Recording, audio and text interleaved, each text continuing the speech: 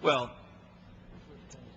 the GOP, the grand old oil party, is up to it again. Now, it's as if the first 6 years of the Bush administration never existed. The Republicans controlled the House, the White House, and the United States Senate. Vice President Dick Cheney, at the president's behest, met secretly with the oil and gas industry and other energy producers and proposed an energy policy, a Republican energy policy. That policy was passed by the Republican House of Representatives, adopted by the Republican Senate, and signed by the Republican president. We've been living under it now for a couple of years, and it's having the predictable results. We are now more dependent upon foreign oil, and many of us who voted against that Republican energy policy said it was pushing the country in that direction. We are seeing prices jacked up to unbelievable levels. Many of us predicted at the time that the Bush-Cheney Republican energy policy would have those results. They didn't mandate increases in fuel standards. They didn't mandate development of alternative fuels. They had a few pretend things about hydrogen, which was far enough off in the future that it didn't upset their benefactors in the oil industry because they know hydrogen's 20, 30 years off. But things that we could have been moving toward quickly, they were against. Now suddenly they're all for action. They're all for action. What do we need? We need more leases on the Outer Continental Shelf. Well, what about the fact that the industry today is sitting on leases that can access 80% of the known reserves of oil and gas off the United States of America, but they're simply not developing them?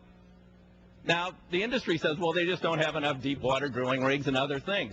But last year, that's another guilty party here, but ExxonMobil made more money than any corporation in the history of the world, $40 billion.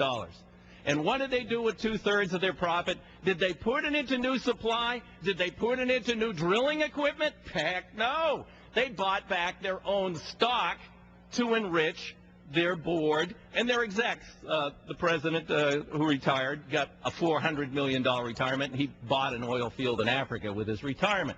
Now that's where their profits and their money went. They're in no hurry to develop new resources, but they would like to lock up what might still be out there while Bush and Cheney are in the White House so that they can get sweetheart deals like the one proposed yesterday for oil shale, because these are their oil men in the White House. Plain and simple, that's what this bum's rush is all about. The American people need short-term price relief. It isn't going to come through letting more leases in sensitive areas that the industry sits on.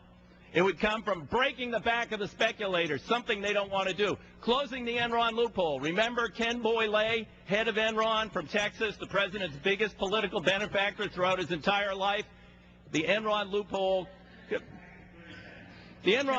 was created for him to trade oil and gas off the books. Well, Ken Lay's dead before he went to prison. Enron's bankrupt, and the loophole lives on, and that's the price we're paying at the pump today because of commodity speculation. Take on the speculators, break their back any way you can, re-regulate them, or take oil out of the SPRO. Break the back of the speculators. That will give us short-term price relief, develop our resources in the midterm, and new energy future for the long term, not dependent upon oil and foreign oil. Gentleman's time has expired.